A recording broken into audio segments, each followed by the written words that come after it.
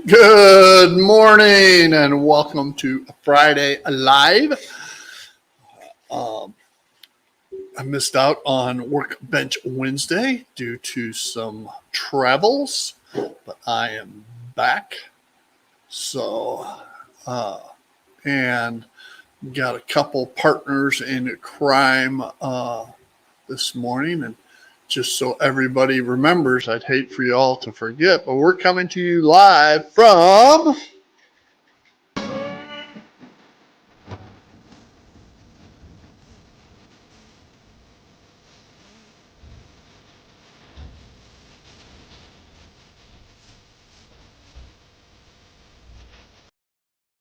Yeah. And of course, my right hand man is joining us from.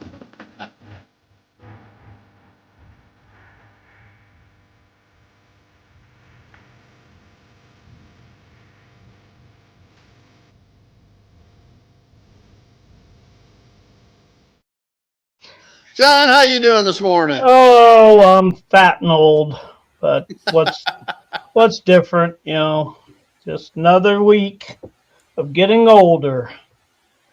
I do Older and like, more aches. yeah, I do like that song. I wish I was maybe up closer to Rocky Top, but hey, where I'm at, it's great.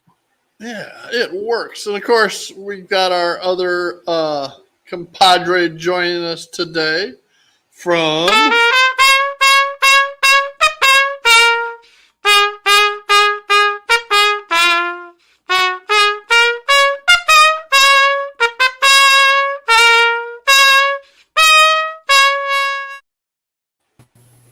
Hey, Dan, you're back from your whirlwind tour of the Northwest and West and all points in between. Hmm. All right. Yeah. Let's run down who we got joining us so far. Of course, Mason Dixon is the first non host that has joined us. And Mhm. Mr. John Banicki is also on board. Dwight Curley from Illinois is also joining us so far this morning. Good So, morning, Dwight. anyway, I'm sure we'll have more people straggling in. That's par for the course. They get tired of hearing my theme song, I think, so they just delay their entries. So, anyway, I'd mentioned I was out of town. My wife and I took a quick trip down to Dallas Fort Worth to visit my brother and nephew and great nephews, Hmm. and had a great time of visiting with them. But we had some ulterior motives. One was HEB, which is a grocery store chain headquartered in San Antonio that my wife worked for a while. They've just built a new store in the town my brother lives in. And that may not seem like a big thing to a lot of people, but if you've ever been to Texas and gone to an HEB, and if you're a coffee drinker, they got some of the best coffees around. So we stocked up. I think I spent about Mm. $400 on coffee. I don't. Primarily I don't like Texas. coffee. Yeah, primarily Texas pecan. All right, Ah. and it is great stuff. And along with that, there was the grand opening, or was supposed to be the grand opening for a Portillo's. And most of you probably don't have any clue what a Portillo's is. Dwight Mhm. might, if he's, I don't know how familiar he is with Chicago, but Portillo's is a authentic Chicago restaurant. You can go and get Vienna beef Chicago dogs there. And I always get a kick out of, do you want them loaded? they'll ask you that question. I said, well, it wouldn't be a freaking Chicago dog if it wasn't. Yeah, Dwight knows they're hot dogs. All right. And, but the other thing they have is Italian beef sandwiches. All right. And it's called numerous things, different places, drip beef. I think it's what my mom used to call it, but they're phenomenal sandwiches. And it was supposed to open up in the plaza across the street from where the new HEB was, but it was delayed in opening, so we didn't get to eat there. But there was another one about 5 miles away, so off we went. I got my Italian beef and Chicago dogs. I got that fixed. We had one down about 10 miles from my house in Florida as well. So my brother was always pissed off because I'd send him pictures of my wife and I at Portillo's, and he was always jealous. Well, when we moved here, you know, he started saying, "Oh, we're getting Portillo's," and so he was making me jealous. I said, "Yeah, but I only got a 3-hour drive down there to get them. You had a 20-hour drive." So, so we got that, and we got to visit everybody. But then I have been wanting to go downtown Fort Worth to the stockyards. Not that I haven't been numerous times before, because we used to live in DFW as well. And I used to go down to Billy Bob's, and anyway, did the whole thing. But now they opened up, I guess it's been a year or two ago, the John Wayne Experience Museum down at the stockyards. So we went to that. And if you're a John Wayne fan, it is well worth the $20. All right. A lot of memorabilia, hats and costume, his wardrobe that he'd wear. They got his Vista Cruiser, his customized Vista Cruiser. They had to lift it, the ceiling on it for him to sit in it comfortably. All kinds of pictures. There's screens with different movie clips running, and it was just a lot of fun. Of course, they had a gift shop, and I had to spend another couple $100 there. One of which was for this shirt. And let's see, which way do I go? This way, I guess. You can't see it because my name's on there, but it says John Wayne. But the back side is the good side. And says something like, "I came to kick ass and drink whiskey. But Pilgrim, I'm out of whiskey."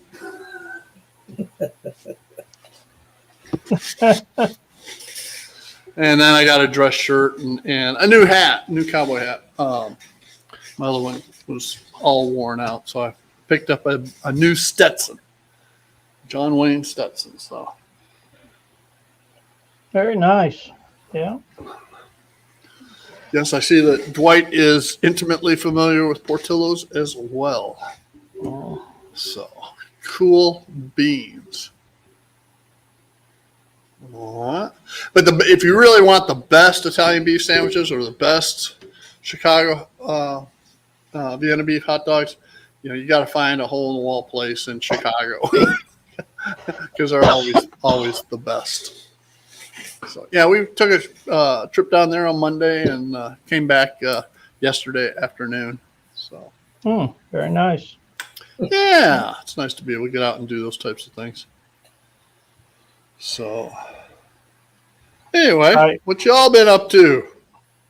Well, I guess I had a little excursion when I had to go down for my 1-minute X-ray in, where was that? Cleveland, Tennessee. 2-hour drive one way for 1-minute X-ray. Steve, I didn't get a chance to send you these photos, so I'm gonna try to show it off my phone. Ran across a guy. You sent me those. I sent you those. Yeah, but I think I just sent you them in text. Yeah, you did. But very, very nice remodel of a Sinclair. Oh, Sinclair, thank you. Dino the Station. dinosaur. And the actually the manager of the property showed up while we were there taking pictures from outside the chain there, and he invited us in. So the theme of this, of course, is the station, but they're going to have special events there, and it's they're going to fix it all up inside like an old 1940s/50s station, and probably have car shows there and things like that. But just doing a beautiful job. I had a bunch of pictures of signs that I'm going to go ahead and print out and use them in my train room around on different buildings and stuff, and it was pretty neat.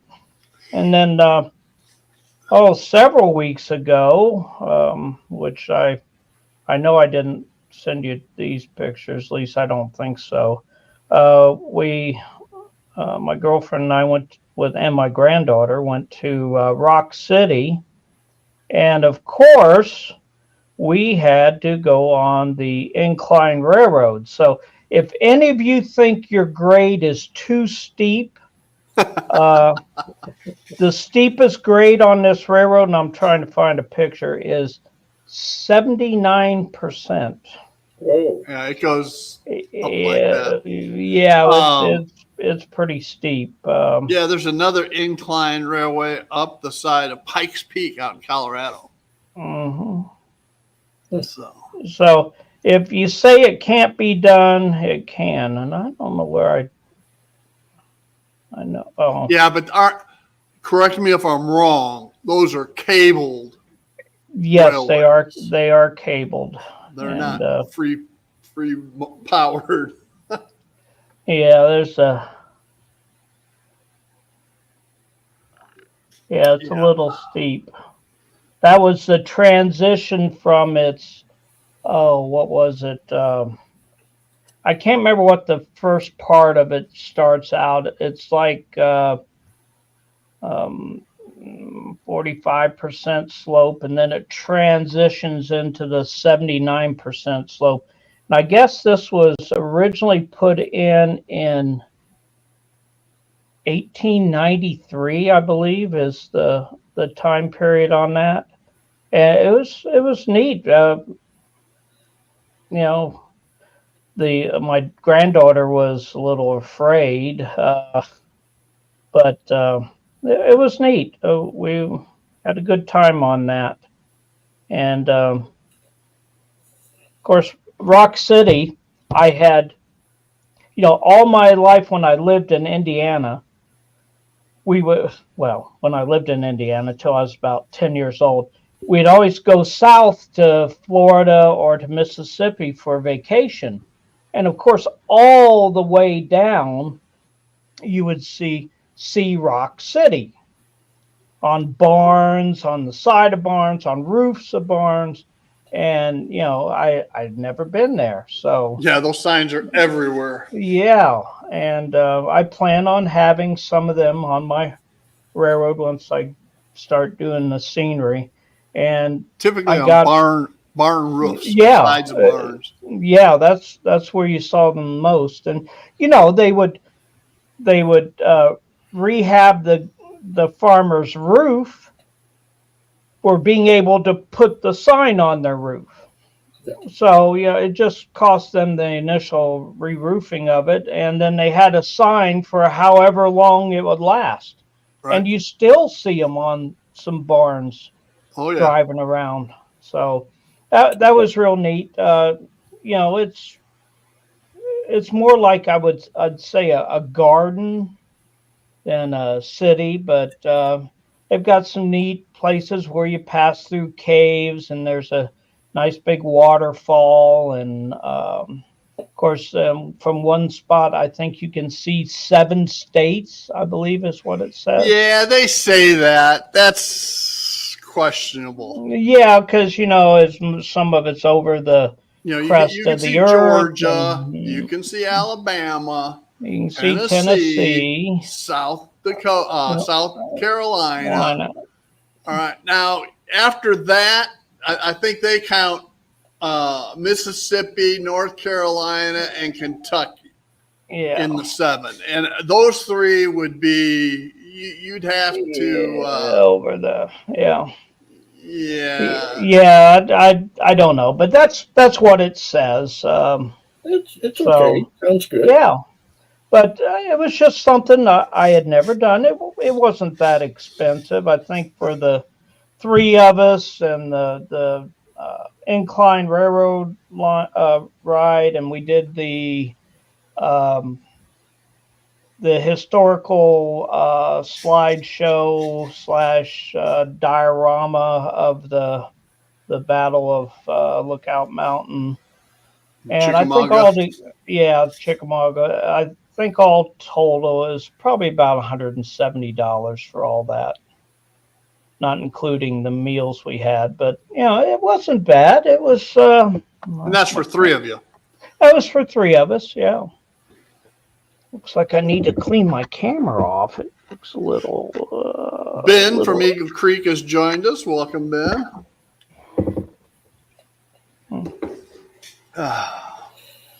But yeah, that was good. That was good. Cool. So, Lynn, any high points in your endeavors?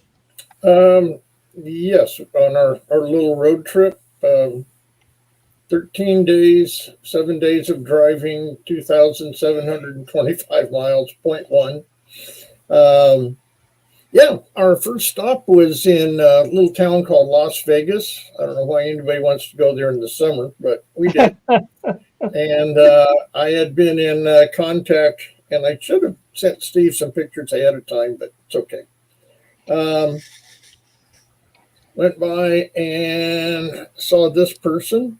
I know the cell phone with the glare and everything isn't too good, but I recognized Tina Marie. Mm-hmm. She used to have she still has a channel, but she doesn't have time to do anything with it. I think she hasn't done an update in like a year. Yeah, Ray Wilbell introduced her one time. He used to bring on different guests, and first time I heard about her, and Mojave Model Railroad is her channel, which I'm thinking Mojave is right up the road, but she's talking about Las Vegas is part of the Mojave. It goes all the way into Nevada, Arizona, and California.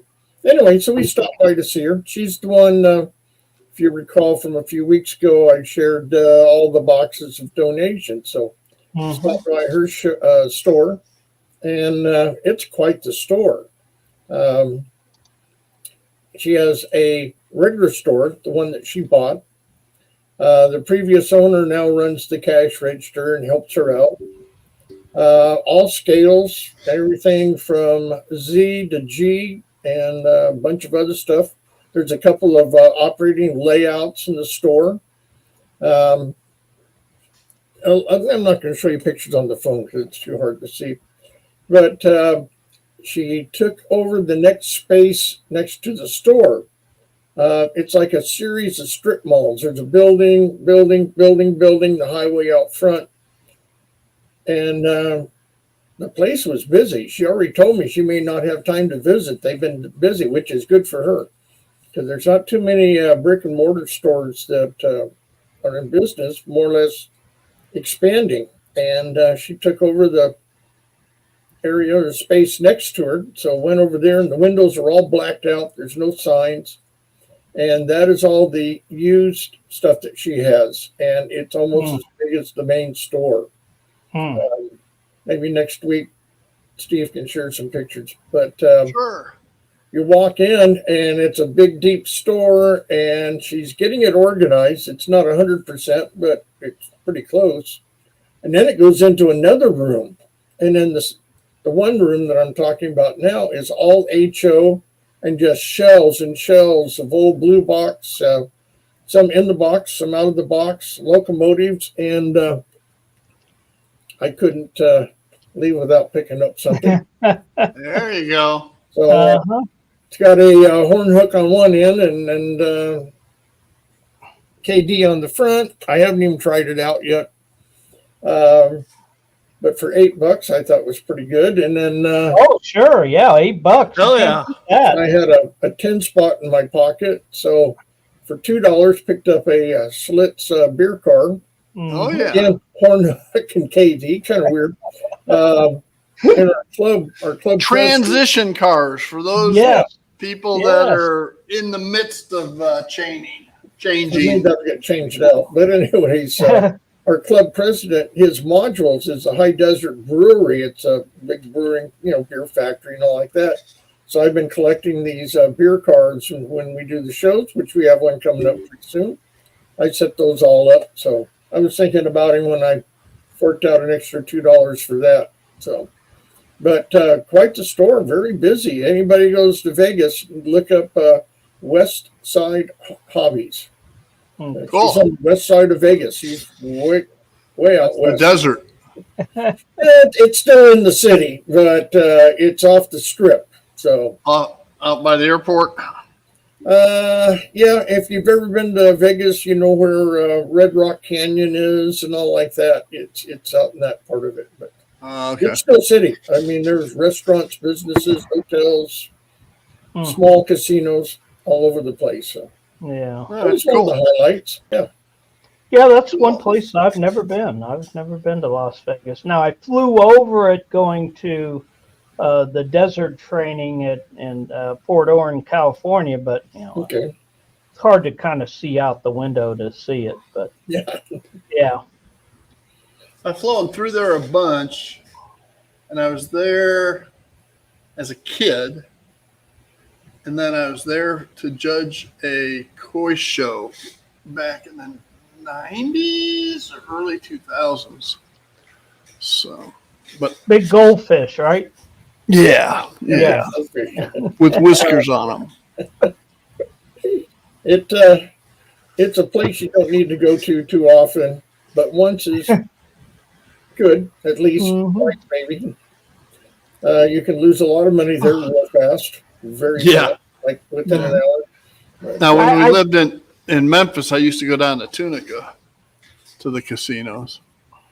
You can And we've actually got a lot of casinos here now in Oklahoma. Didn't have any when we left 25 years ago, but now we do. So Yeah. I think probably my main thing if I went to Las Vegas would be go to the hobby shop.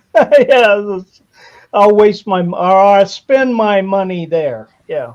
Well, that's a good. The other thing is the shows. My wife and I, we don't gamble. I mean, we have, but it's not our thing. But we go there for the shows. I mean, they put on, you name it. I mean, well, Elvis lived there, Mhm. Um, Garth They Brooks put on the shows all over the there, place. a lot of singers and actors and so forth, comedians have had extended shows there.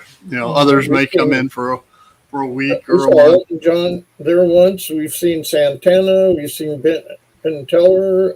Yeah, if you play it right and watch your pocket, they have these timeshares, and I mean that's a ripoff right there. But Yeah. if you act like you're interested and they want to get your money, they'll get you tickets to about any show you want to see in Vegas. That's what we've done several times, to the point I think they know what we're up to now. Mm. Yeah, as long as you go to one of their presentations. Oh yeah, yeah. So you spend a half hour of them telling you how wonderful it is and this and that, and then you say, "No, thank you. Mhm. I'll take my tickets to go see Santana, Mhm. and Elton Yeah. John." We got Elton John tickets from one of those presentations, so Hmm. not bad. And usually you get a couple meals, stuff like that. Yeah, Anyway, so that's what I've been up to. very Cool. good. Take it away. Cool. Any mail calls, John? Just one. Yeah, this one. I'll cover up though. But I got this nice heavy duty envelope from somebody. Probably somebody knows who it's from, but Oh yeah. Yeah. It just is a remembered. nice CNEI timetable. I believe it's 1958. Yeah, it's really neat what they used to do. Let's It's see. right for your Yeah, right in your January. era, right? Well, it's a little past because 58, but well, it'll work. January 14th, 1958. And it's amazing what they had to go through to print these because I can't remember if they did it for individual days or if they did it for a week. And I haven't looked through it to really find out, but it's amazing all the things. I know you can't see this because it's all tiny print, but all the things that were listed in there, it's like This day, amazing. but not that day. Yeah, and then even it's double sided and it gives a nice little map of the Oh, yeah. CNEI railroad line. So very nice, and thank you, Steve. You're welcome. I I am That was I part am of last week's mail call, and I'd forgotten about it, and you left, and the next item I pulled up out of the box was that. Oh, okay, yeah. But and for those who don't know, Steve also sent me this hat some time ago. A nice CNEI hat. I think I was still in Florida when you sent me this one, I believe. No, you just moved to Tennessee. Okay. And I knew I got it in a box. I don't remember if I got it from Midwest Mile Railroad or Spring Creek. Yeah, I can't remember. I can't remember either, but that's my big mail call from the week. Much appreciated. I do have several of those. I'm still looking for one for my birthday, which of course is past my era, but that doesn't matter. So if anyone sees October of 1960, let me know. All right. Well, I got a couple items. One nice little item came from, you guessed it, Iron Planet. And they didn't originally have this listed in their website, but I had mentioned it to Heath, and Heath was talking to Ryan, and Ryan said, yeah, we can get that. And so by the time I called to order it with them, they had already gotten them in. All right. So, and they were put in the process when I called of putting them on the website. And so I hung on the phone with them for a few minutes. I put it on the website. And they said, well, okay, you should be able to order. And I couldn't order. And I kept refreshing. And I said, don't worry about it. I'll do it, tomorrow I'll try it again. And so I did, and it was on the website then. There had to be some kind of update.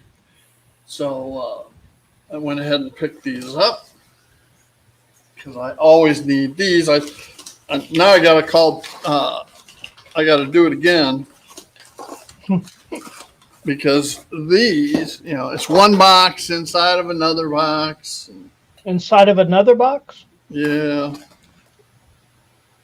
I think somebody thinks they're fragile or something. I don't know. But what it is the 100 count of 36-inch metal wheels, Intermountains. Mm-hmm. All right, and it comes in bags of differing. What is it? Bags of 10? Well, do you have 10 bags? Yeah. Okay, it's probably bags. Anyway, of 10, it's a box mm-hmm. full of bags. It was a box with a box full of bags, mm-hmm. full of wheels. So I got my 36 inchers. Now I got to order the 33s. I forgot to order the 33s. So. And Steve, if you don't mind me asking, what did they run at Iron Planet? Prices have gone up. You can still find them cheaper other places. They were with the discount and everything, it was $104. Oh yeah, they have gone up. All right. I think you can still find them in some places for 100. I mean, for like $80, 77 to $80 plus shipping. So, anyway. Yeah. I think the last box I got was from Zitniks, and it was like $79 and some change, plus shipping, of course. But I usually get a rather big order that shipping is minute compared to all the items I get. So. Oh, wait. And I'm riding on the cotton belt railroad line in the pigeon rolling rhythm and noise. Hey, Jason! Oh, Good morning. Yes. Good morning, guys. How are y'all? Doing We're pretty doing good. Great. Nice. Great. It is a beautiful day outside today. Yeah, you know, it is here too. I woke up, it was 67 degrees out. Virtually no humidity to speak of. Lynn's got Uh-huh.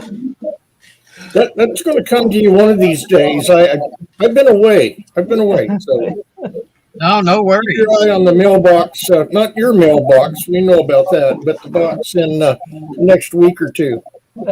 Okay. So anyway, when we got back from Dallas, my daughter had come over and picked up the mail and the packages off the porch and brought them, put them here in the garage. So when I pulled in last night, all right, I see this Chewy box, right? Yeah. And I look at my wife saying, "Did you order something for Penny?" And she goes, "No." And then I got to thinking, I had this thing on order off of eBay that had got shipped around the world. And it must be that. So that's what we're looking at now. In a And I've been Chewy box? following this item. This item at Walters lists for like $299. I mean, it's astronomically overpriced. And it had gone through 2 listings and nobody bid on it. All of a sudden, Monday night, it got relisted again for $80. I said, or Sunday night for $80. I said, shit, and I bought it.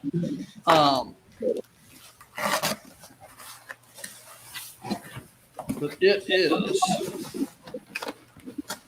You need a Kit. demo? And it's a huge kit.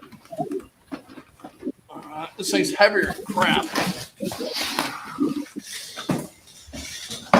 It is the Milwaukee train station. Wow. Oh, neat. All right, with shed. Now Wow. the shed alone is like $80.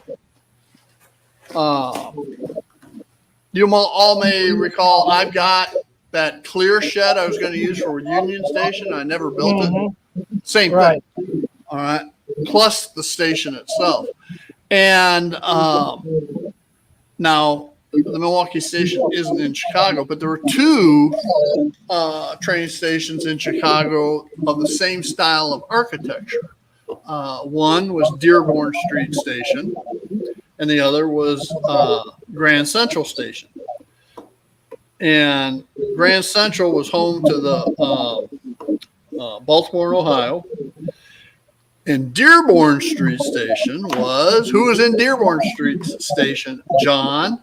The CNEI came in there. The CNEI came in there along with the Santa Fe and the Grand Trunk.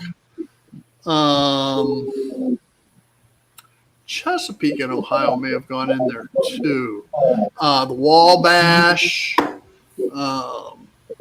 I think there are some others. But so anyway, I've got this design in my head for the Retirement Railroad 3.0 when I get a shed, and I'm going, I could do this and this, and not only have Union Station where the CB&Q and the Pennsylvania and the Chicago Northwestern, well, actually not the Chicago Northwestern, it was a separate station just north, like a block away, but the Milwaukee Road was there too. Anyway, I could have both of those stations as part of the city scene. Oh, yeah. So I picked that up. So So now you're saying you need to get some more C&EI stuff, correct? But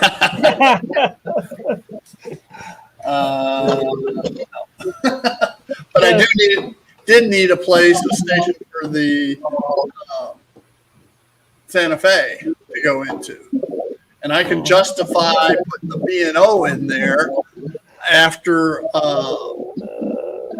I forget what year Grand Central Station was torn down. I want to say like 67-ish.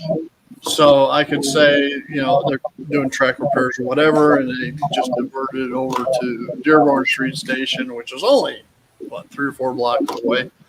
So one of the guys' layouts I've been working on, he used to be what I call a pin pusher for the Erie Railroad out of Manhattan.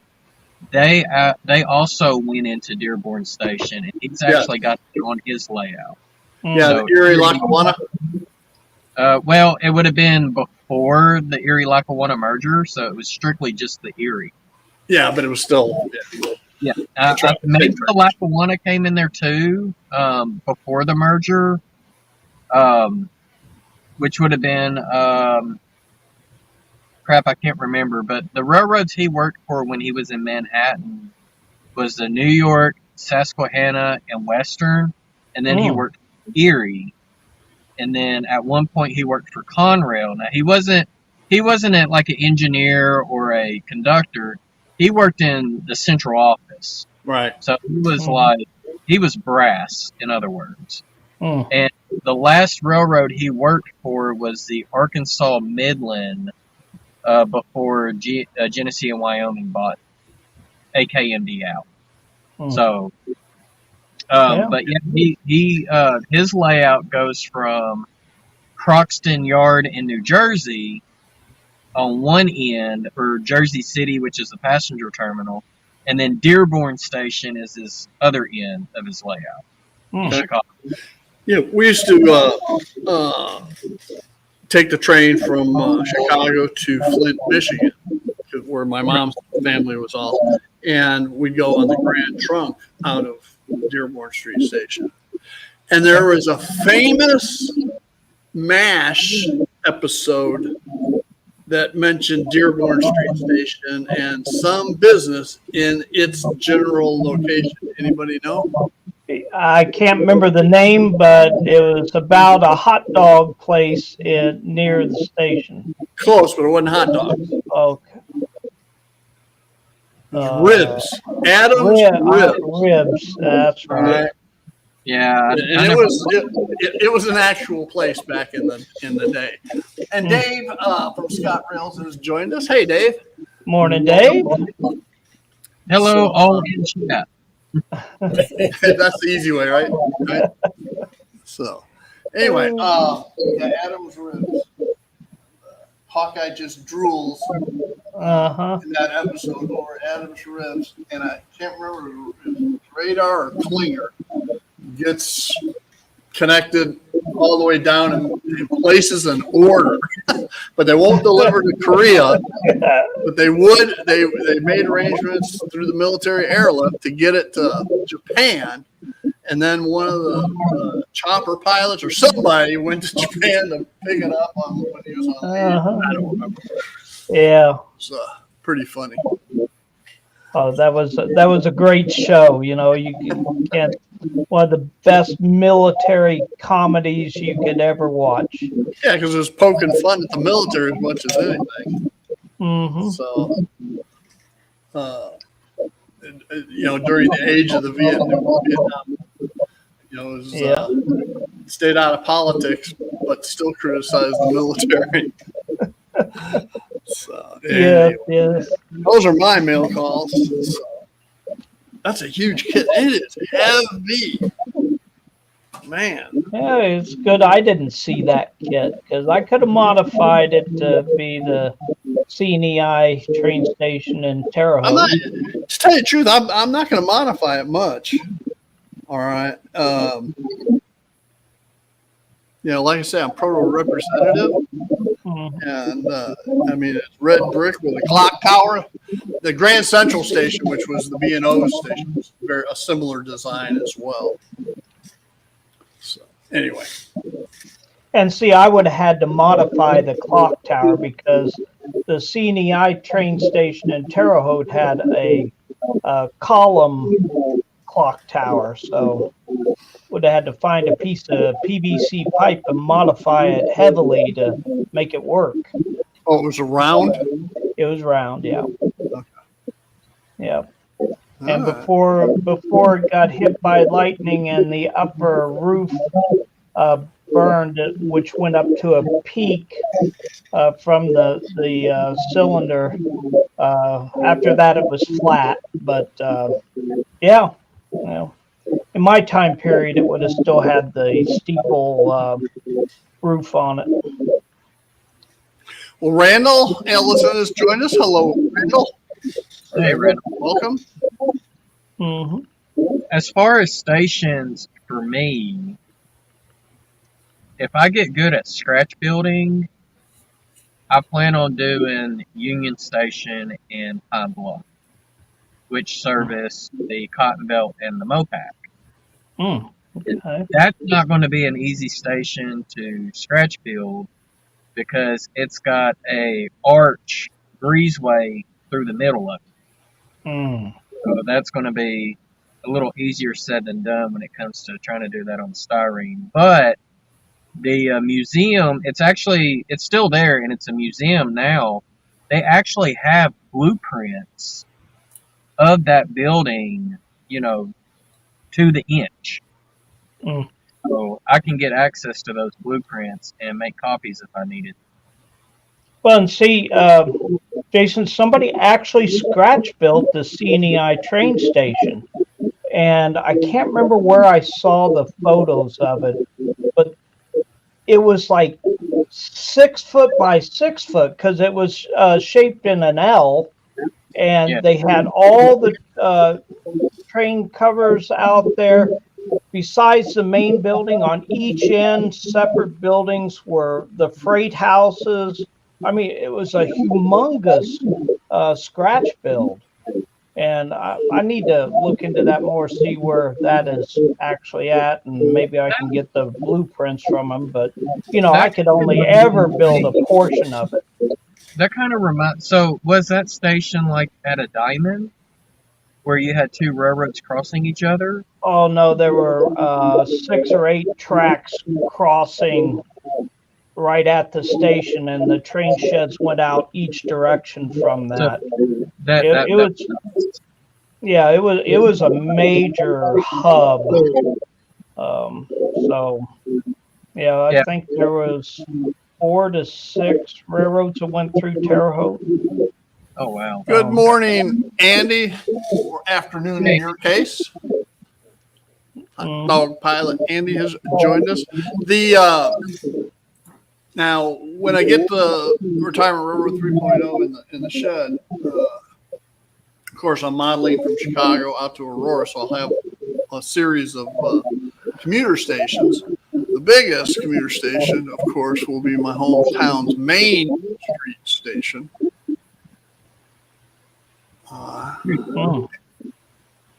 And it's a gorgeous building. The CB&Q had a couple of Zephyrs called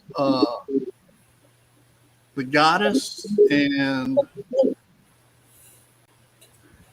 something else. All right. And they were Zephyrs that ran to and from Minneapolis. And the original Zephyrs, the articulated trains from built in 1939 or something like that. Anyway, one of them derailed on the coming from the left to right in that photo on the opposite side of the building, and there's like a portico where the front center section sticks out a little bit. We had the ticket offices and stuff in. And when the goddess derailed, it took out that whole section. And they rebuilt it. Nowadays, you can't tell the difference. I think that happened in the 40s. But it's a gorgeous station. It's a typical design of a major station on the CB&Q, except that it's got a flat roof. Every other one you see pictures of have sloped roofs. Which means the Secret Service will never be on the roof, right? Yeah. Whew. I mean, we're not going to get into any political arguments or anything, but I don't know if y'all realize the background of the head of the Secret Service. She's a friend of Jill Biden, and she came from PepsiCo. All right. She was the head of security for PepsiCo. I mean, that requires her to guard the most important people in the world, right? Yeah. She needs to go back there and go guard the Cheetos, at Walmart or something. So, anyway, and then it seems like the Secret Service snipers were on a roof that was probably even a little steeper than the roof that the other guy was on. They were. It was too dangerous. It was the local, either local police or county sheriff snipers. But, I'm not going to much steeper. attempt to make a copy of this, but if I was going to do a train station, it would be similar to this. That's neat. That is the Santa Fe station and yard and everything behind that in San Bernardino, California. That's where my grandfather, my dad, my uncle, my brothers, everybody worked there in the shops behind this.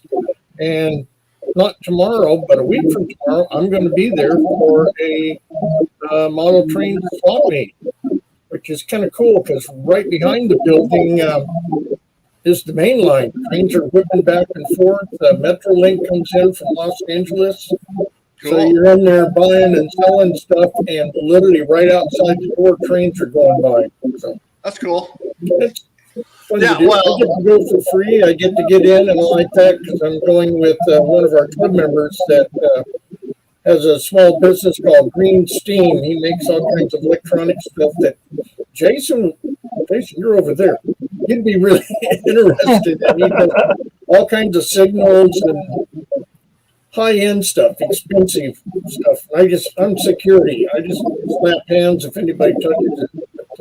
But, Andy wants to get to go to the train show. Well, speaking of trains, here comes one. All right. So Steve, you want to make Jason a little bit larger? I can. I'm working on it. Okay. Oh, this one came from Lynn. All right.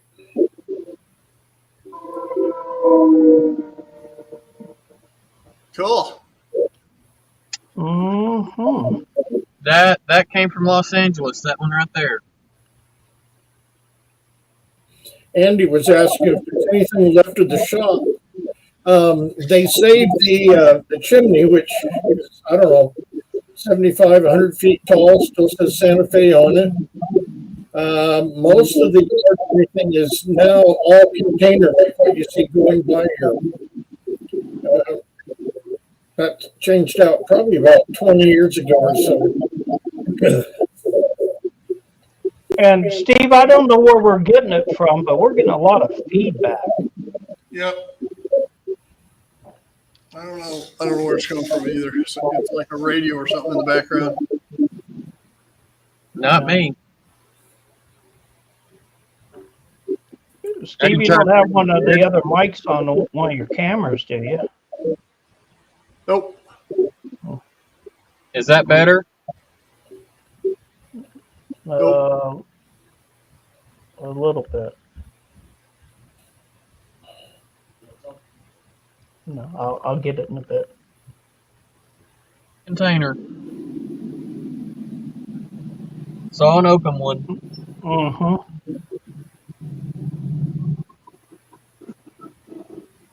Boy, there is Oh. not shady. Yeah, helper's in the middle.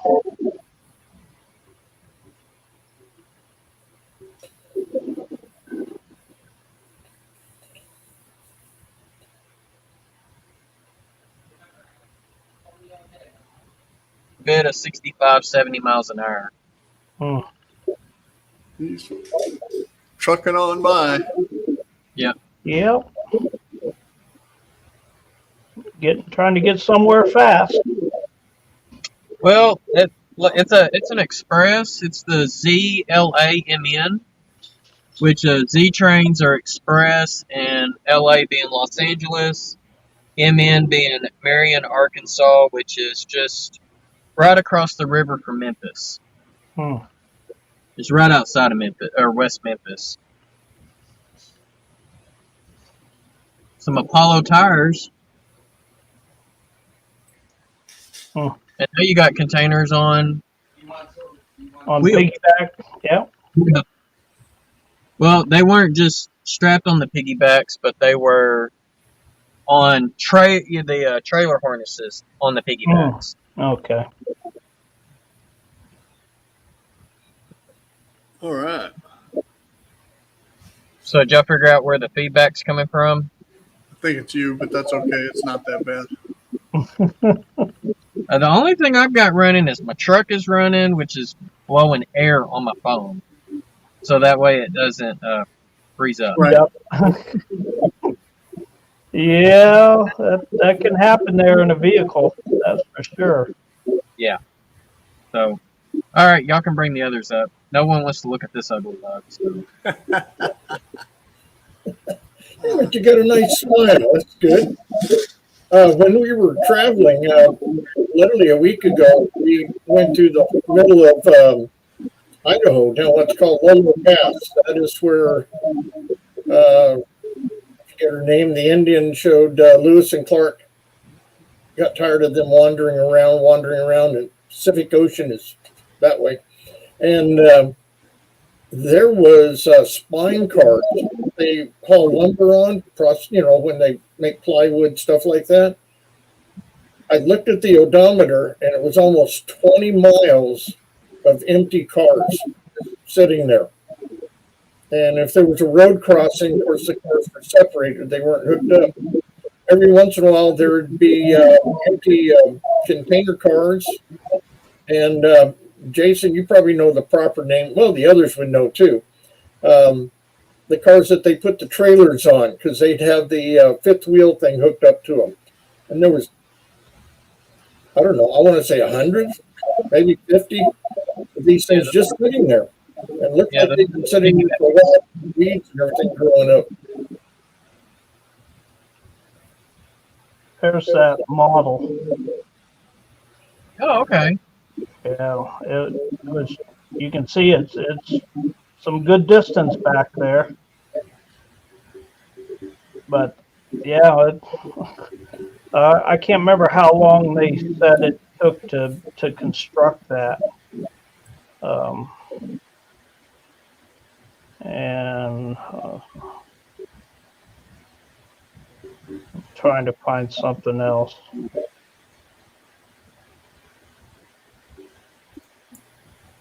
The term we were looking for is trailer on flat car. Thank you, Randall.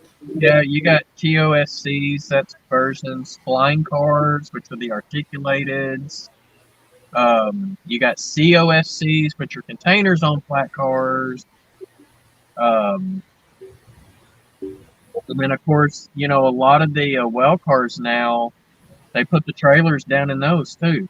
Yeah. But it was just interesting. I would have asked the wife to take pictures, but I've seen the pictures she's taken in the past, so I wasn't going to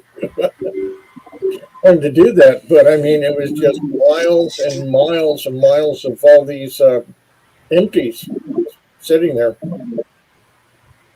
Sometimes that happens. I've seen not very often, but every once in a while, I'll see a train come through, and it's literally nothing but well cars and spine cars with nothing on it.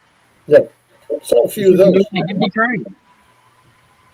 And you have to think, like, is that a waste of money? Well, Container Man could probably expand on this. It's deadheading. When you see a truck going down the road with no cargo, sometimes they got to take a trailer here to go over there to pick up the load. Well, the train's probably the same way. But I was deadheading. Just storage. These were unused cars that, I'm thinking how much one of those cars would cost. And here's almost 20 miles of cars. Yeah. Interesting. Well, like I said, it would be one thing, like, let's say you got a mixed manifest, right? On a mixed manifest train, you have a mix of loaded and empties on that manifest, because you do got to send the empties back to get reloaded. But when you're talking things like intermodal, where you've got containers going both directions, all different directions,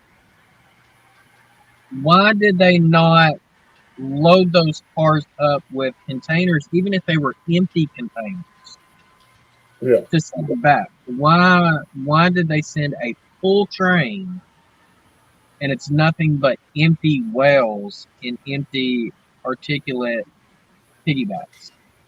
Probably Because they may not have containers empty to go back where at the yard that the empty containers are at. Well, cars, or they don't have loaded containers to go back either. right. And most of the container traffic is from west to east. There's some that's east to west, but most of it's west to east. Well, here we've also got some that go south to north. Yes. Because we have what's called a G7, which comes out of Corpus Christi, Texas, and it goes up to Chicago. And so that's the other stack train that'll come through the area, but it typically only has 2 locomotives on the front, and you'll rarely ever see a DPU on it. What just came through here had 4 locomotives on the point, 2 in the mid. That was from Los Angeles. Mm. Of course, I think, Jason, you saw the pictures I took from New Orleans. They were shipping containers going both directions there. Yep. And it made sense. There was outbound and inbound both. Andy, there's more eastbound than there are westbound, a full container. Yeah. Yeah. But, you still got to send empty containers back to the west to get on cargo ships. No, here's something interesting. I messaged with Container Man last night about this. We're coming down out of Oregon, and they got some huge forest fires going up there. And we'd gotten warnings that the main highway may be closed because of smoke and fire equipment and so forth, which it was smoky, but the road was open. Got to one of these construction sites. They got a gate coming down and a guy out there with a flag and a sign, stop. So we're sitting there, it's 100 degrees. So we got the car running with the AC on. There was a highway patrolman and then a highway worker out there, and they're talking and drinking water. I took them over some cold drinks, and they signed the legal type, not you know what I'm talking about. Anyways, they said, "Oh, you just missed. It's going to be 20 minutes or so until the pilot car comes back." Okay, so we're sitting there. Cars are backing up behind us. Here comes the pilot car. He turns around. They raise the gate. The guy waves. Highway patrolman waves. We pull through. We drove for I don't know how many miles. There was no construction. When I say no construction, no cones, no workers, no equipment, no road work, absolutely nothing. Drove on the correct side of the road. At one point, I looked down. I'm following the pilot car. We're doing 60 miles an hour. The posted sign said 55. And we get to the other end where cars are lined up, and there was nothing. Not even an outhouse. It was literally a section of road, no work going on, nothing. And yet they were making all the traffic stop and wait. What's the reason for that? And Roy, Container Man, says he sees that all over different states. It's kind of like they have money to spend, but nothing to do with it. They just walk off the road and pretend they're working on it. But that was interesting. So kind of like the empty cars, there's empty highways. Yeah. That's you don't see that here in Arkansas. No. You see cones up for 3 years without any work being done. Uh-huh. Yeah. Well, guys, we're at an hour, so we're going to cut this thing off and Okay. let everybody start their weekend. So with that, I want to thank everybody for joining our gang here at the Retirement Railroad 2.0 Friday Live, and y'all have a great day. Bye, everybody. Take care, all. Bye. Bye.